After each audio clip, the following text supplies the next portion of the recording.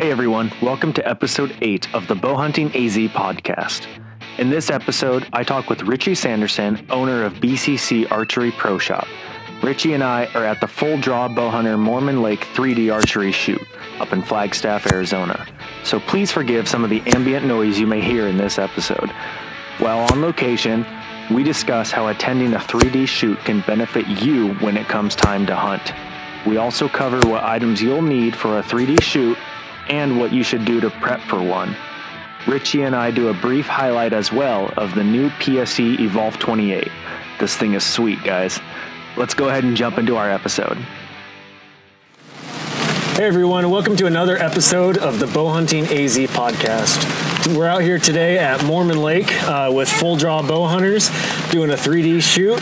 It's been pouring pretty much all day. Well, not pouring, but consistently raining all day. A light drizzle off and on, and then it gets a little heavier. And it's been fun. We had a blast. I'm out here with my good friend Richie Sanderson. He was from episode 1 of BCC Archery Pro Shop. And how you doing today, Richie? I'm good. Good. A little wet, a little cold. A little wet, but it's all part of the fun. That's right. I like it because it puts you in the element.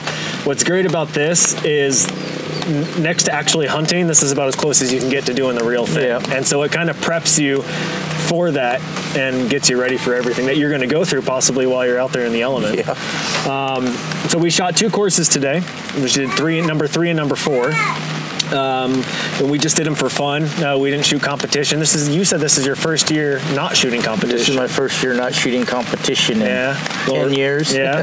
Feel a little odd? It feels odd, yes. Okay. It feels odd. And you say next year, though, you're going to get after Next year, I'm going to hit it hard and heavy. All right, so watch out for Richie. He's coming. I'm going to try. So we've been able to play a little bit with something pretty special. Been a little googly-eyed over it all day. We shot it a couple times, took it out on the course. Why don't you tell us a little bit about what we have here behind us? Well, we got the new Evolve 28-inch axle-to-axle bow. Okay. Shoots very consistently. It's very, what do you want to say? I don't know how I want to say that. It's very comfortable in your hands. No shock, very, very accurate. I mean, it's probably the accuratest bow I've ever shot for a short axle to axle with the 7-inch brace height. I mean, I think it's probably the best bow PSE's got out there. Wow. Except for the Carbon Air, you know, Carbon Air is sure a sweet bow too. Sure, it absolutely. All the Evolve series, I shouldn't take that away. All the Evolve series bows are good. Yeah. The 28 is, for a 28-inch axle bow, is phenomenal bow. Phenomenal. Very accurate, very smooth on the draw. I mean, 70 pounds to me, pulling a 70-pound bow at 80% let off feels like shooting a 60-pound bow. You know, you can hold it all day. I mean, little bit we shot it. I mean, I haven't shot it that much. Haven't actually sighted it in. I got it in to shop.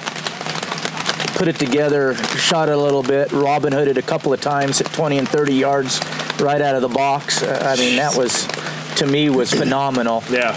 The grouping is just on top of each other every time you shoot it, you know. Then we took it out today for the first time and actually shot it on some 3Ds, and I thought it shot very well, very accurate. For what little bit we did shoot it, you know. Absolutely. Yeah, today I shot the 28, and then I also shot the Carbon Air Stealth. Yep.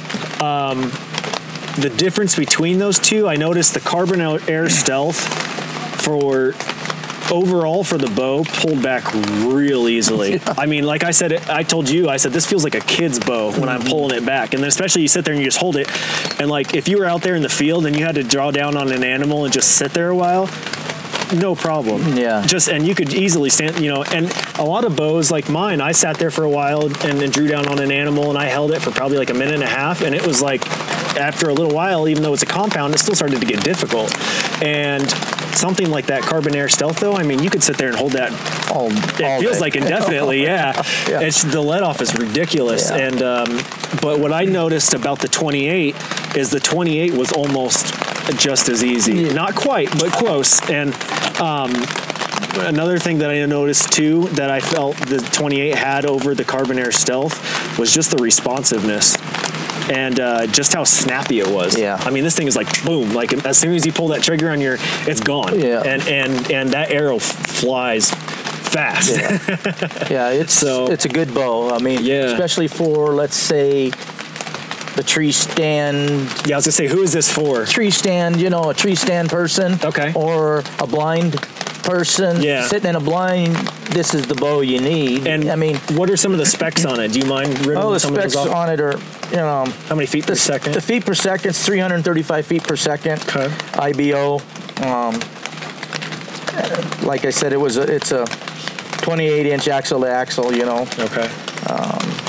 What's the let off? The let off is 80 to 90% let off on it. Yeah. I mean, you can get it 70% too. Yep. I mean, if you're going for a trophy, Pope and Young or world record, you're gonna have to get it down into the 70-75% let off. Right. But if you're just out to have fun and shoot and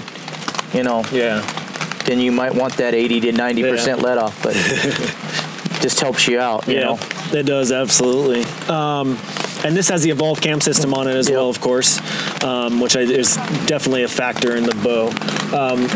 How much does the bow cost, and what is somebody looking at if they're wanting to come purchase it? The bow itself, bow only, is $999.99 is what it goes for. And all the Evolve series, the Evolve 31, the Evolve 35, and the Evolve 28 are all the same price. Okay. $1,000, I guess you could just say, straight out the door. Sure. For the bow only. Sure.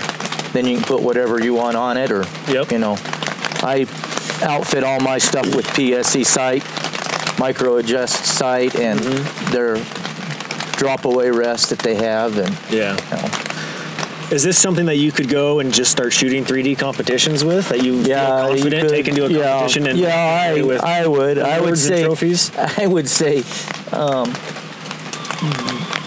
you could take this bow and right off the bat and do very well with it, I think. And it just depends on the person too. Each person shoots different things different. So that's right. This is only a tool. It still takes the person behind it to do it. Yeah. So you got to look at it that way. So would you say that somebody walking into this platform should probably have a little bit more experience, or because it's somebody that a beginner could walk into and pick up? A beginner could walk into it. Okay. I would say it would be, I don't know. A beginner can do it. My personal opinion, you want to be a little bit more experienced. Yeah. Have a little bit of something else under your shoulder, underneath your belt before you picked it up. But I mean, anybody could shoot it. I'm not going to say you can't. No problem growing into it in the long run. Yeah. No. Absolutely. No. And speaking of shooting competition, let's transition over into that and kind of what we did today as far as a 3D shoot and everything. What would you say are the minimum requirements before you can go and shoot a competition, before you're able to, confidently go and take your scorecard, hand it into judges and things like that? What are some requirements that you should have under your belt? I'm going to say this is my personal opinion, and everybody's going to be different. Absolutely. And I could be way wrong, but when I bring somebody through my organization or through my stuff, I always try to let them have a year under their belt before they even start shooting any kind of, I mean, they can come shoot 3Ds at the shop or our club and do that and get familiarized with it. But before you get thrown into the wolves, you probably ought to have a year or two worth of shooting, just fun shooting 3Ds before you even get into competition. I mean, somebody might tell me I'm wrong, but well, at least it's a place for somebody to start and get a general idea of the concept I should have, X amount under my belt before I jump into this, getting both feet wet. And there is some, if you're shooting with competitors, there is some, I compared it to golf today, there is kind of some etiquette, and there are some things you should know on the field out there that you can and cannot do, so make sure that you're versed in the realm of shooting 3D, and like you said, go shoot for fun first before you go out and do the competition. Get yourself familiarized with the 3D targets. I mean, scoring, knowing the scoring rings, and there's different scoring rings for different shoots and stuff. Right. There's an IBO scoring rings what we use here. I mean, there's ASA scoring rings. Just depends on all that, Yeah. But I would say you need at least a year of just having fun before you get into competition. Sure. But that's my personal opinion. Yep. Because, like I said, you get thrown into the wolves. There's a lot of good shooters out there. Yeah. And wouldn't want you to get discouraged right off the bat. You go out there and shoot with some good shooters. Yeah, and most of these have pro staff. They got pro staff shooters for PSE, shooters. Matthews, You Hoyt. can see all the jerseys out here this morning. Yeah. I asked you, I said, are those all pro shooters? And you said, yeah, they sure are. They'll be here. You can guarantee it. Yep. How important would you say doing 3D shoots other than the competing side are to people that are wanting to hunt? I personally think it's something you should do. Yeah. For me, I shoot the hunter class, which is getting me ready for hunting, I think. I shoot the non-competitive, I shoot the how do you want to say it? You don't use a rangefinder, all right? You have to guess your yardage. You have to walk up to the unknown is what I'm trying to say. You walk up to the pin, you got to guess the yardage, Sure. No range finders. I do that class all the time, and a lot of the guys I shoot with keep saying, hey, you got to jump up into a different class. Yeah. I don't want that class. When I go hunting,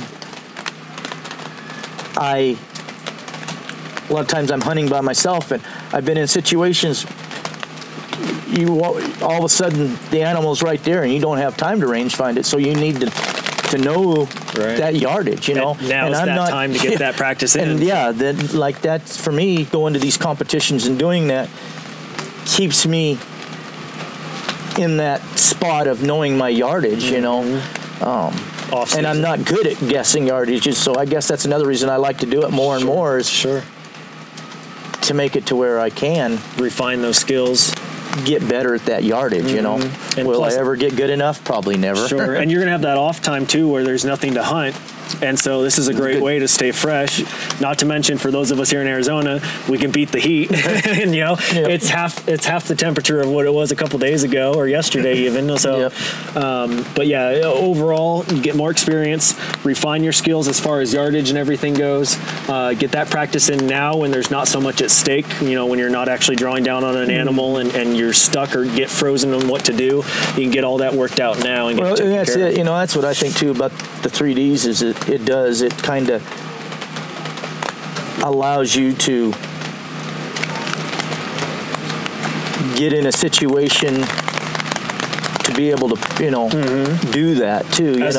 You get an animal in the 3Ds, they put them in the trees and stuff, so it gets you that skill to practice on that spot too. And you read my mind, because that's what I was gonna say is terrain. Like we had that turkey today that was in between, like you had to shoot literally between at the most a foot of space between two trees pretty much. And, you're going to come into shots that are actually like that. Yeah. And a lot of people won't, a lot of people take them and don't know how to shoot them, and I think this gives you that practice. It allows you to know that you can take that shot if it came to that point. Too. Absolutely. Other than the practice and the real world situations and everything, another thing you can do too is fine tuning things in your bow. So for instance, today, my arrow rest was kind of out of sorts, and my arrow, you noticed, while we were out there was slumping down, and my bow wasn't shooting exactly how it should have been. So being able to figure things out like that now before you go hunting, what key points, or what can you give us, like 2 or 3 things that we should be checking over our bows before we go out on a hunt and get things worked out now? Oh, you always should check your pins, your sights, make sure everything's tight, make sure things are lubed, ready, like I like to do is I always like to re-level everything, Sure. Even halfway through every time I get done shooting a 3D, kind of like today, we noticed something was wrong. Yeah. At the same time, I went through and leveled everything up, made sure everything was okay on it, Yeah. And I think every time you do a big shoot like this, I think you ought to go back through and check it all out, I know some guys, they tear their bows completely down, and put it all back together. Right.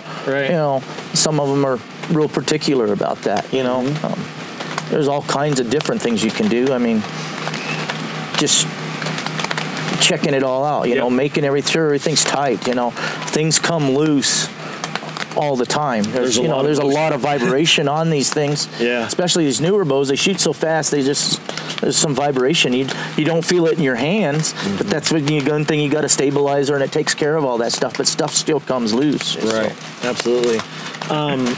What are some things other than the bow that you can do to prep for a 3D shoot? I guess what supplies or what other possible items could you need with you?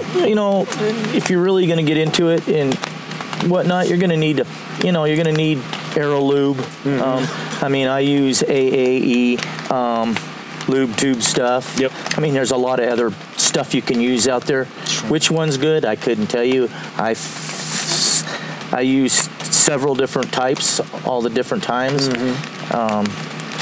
I seem to think that the AAE lubes kind of works the best. Yeah. You can use anything. Just a preference, I think, more than anything. Sure. Yeah. And the bow you shoot, depending on how fast it's shooting, some stuff might work better than others, Right. Like ours, you noticed today, even you've seen it today. Yeah. When you first started out, you didn't have nothing on your arrows, and it hit the targets, and it was tough to get it out. We started putting lube on it, and it made it easier to get out, Yep. So, you got them kind of thing. One thing I like is a bow pod. You put it on there and keeps your bow out of the dirt, Yeah. That's something that's good to have too, And the lube, for those listening on the audio, this is just a little black tube, probably about 4 or 5 inches long, and you're able to insert the tip of your arrow into it, and then just get some oil or whatever it is that they have on the tip of your arrow, and it just makes it easier to pull out of the target, because these foam targets, especially the newer ones, if they haven't been shot a lot, good luck getting your arrow. Like, it took 2 of us pretty often. A couple times. Yeah. The clamps too, as well. It just sits on the front of your bow, and you're able to clamp it on the front, and then it basically creates a stand effect between your stabilizer and the rest that you clamp on. So it keeps, like Richie said, it keeps your bow out of the dirt, keeps it clean, probably creates a little less maintenance for you in the long run. Yeah, it does. There's always a lot of maintenance, Another thing you'll definitely need, unless you're shooting the competition that doesn't allow you'll need a rangefinder. Would be a good idea. A good idea, especially when you're practicing. That's like I say, take a year and just go shoot practice and do fun. You take that rangefinder out there, always guess your yardage first, and then range it and make sure you're right. If you're not, you can try to figure out why you're getting off. I try it all the time. I use it like today. We used it today, and sometimes I was on and then I was off, and I did why am I off? Yeah, usually one of us would guess, or one of us would range it first, and then the other person would guess, and then we'd let you know how close you were, or how far off you were, and it was a great idea. And I've actually heard somebody recommend too that even in just daily life, if you're not shooting, just pick out objects and guess how far it is, range it real quick, and then and that's a good idea. That's what a lot of these guys tell me all the time.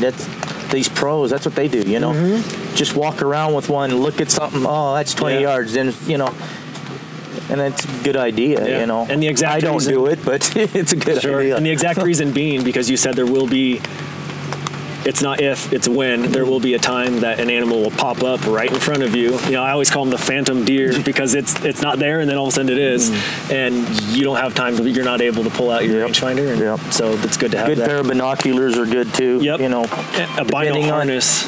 Depending on what you want, you know. Yeah, a bino harness was nice too. If you're not carrying a backpack on you, I did today because I wanted my Camelback. But if you're not carrying a backpack on you, have a good bino harness with a couple pockets on it. You can put some granola bars in or something. Some of these courses take how many hours? You know, it just depends. When you're a couple of people shooting them, it don't take that long. Sure. Depends on how busy the tournament is. How busy it is, how many people is on there, you know. But at least you could pack some food in there, or something, a little snack on or whatever. You're not always having to. I prefer to have the strap off my neck. I don't like it. I feel like it pulls my neck and head forward. Yeah. So to have the bino harness on is a lot more comfortable for me. So that's just something that we would recommend. I noticed you had one on too. Yeah. Trying to think what else there is. What else do you recommend? Not much. Everybody's different. Everybody has different things that they like to do. You know, you can go ask 100 different people, and they're going to tell you something different. You know, or their philosophy is a little different than my philosophy. But right. But basic things is good pair of binoculars, arrow lube. Good bow. Yep. Good set of sensitivity on yourself. You know, some patience. Yep. Trying to think what else. I think that's about it. If somebody wants to come pick up this bow, remind us again what the price is running for that. $999.99. Okay, and Richie's got it. I got it in stock right now. That's right. I got one left right here, right now. Yep. If somebody too wants to come, just to set the expectation, if somebody wants to come and do a 3D shoot, how much time should they plan to be here for? I'm doing it in a day, but that's not normal really. No, I've got some other engagements. I mean, it takes. If you're going to shoot competition like this competition setup, you can do it in a day. But you need to be, if you're wanting to get your money or your trophy, you're going to have to be here on Sunday to get that when they do that. Right. I like to take a couple of days and just be here. Like I left on Wednesday evening, and I'm going to be here all weekend. I'll leave Sunday. It's just nice to get up and get away and relax a little bit. Sure. So a minimum of, I would say, probably like Friday, Saturday, Sunday. I would say Friday, Saturday, for Sunday. attendees. Okay. Yeah, it'd be most of them start on Fridays, afternoons, mostly mid-morning, probably, on Fridays most of the time.